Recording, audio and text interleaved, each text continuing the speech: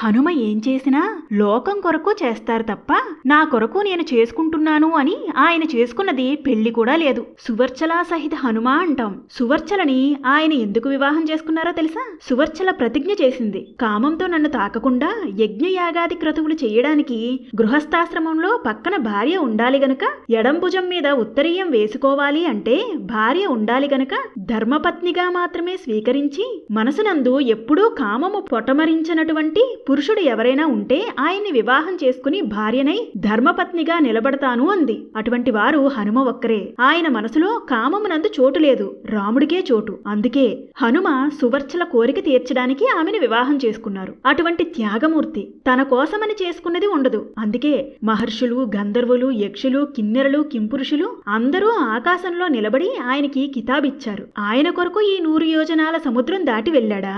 ఎవరైనా సత్కారం చేస్తారనా? ఎవరైనా సన్మానం చేస్తారనా? ఓ బిరుదిస్తారనా? లేకపోతే తాంబూలం ఇస్తారనా?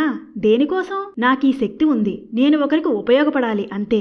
అందుకే హనుమ ఉపాసన చేసిన వాడు ఎవరో వాడు 10 మందికి ఉపకారం చెయ్యాలి అనేటటువంటి లక్షణం మనసులో ప్రచోదనం అయ్యేటటువంటి వాడిగా బ్రతికి కీర్తి సంపాదించుకుంటాడు.